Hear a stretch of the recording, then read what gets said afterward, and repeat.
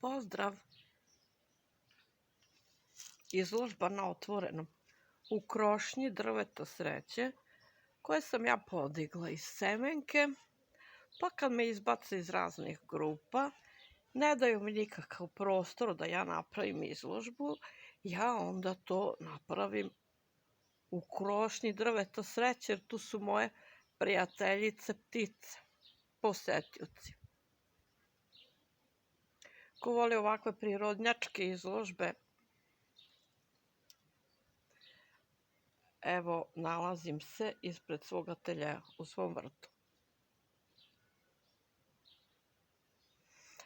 Na ovim srcelisnim listovima,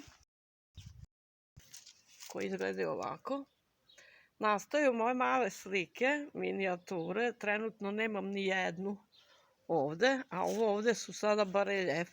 Nekoliko mojih bareljefa. Eto. I u blizini cveta moj srcelisni riljan krin.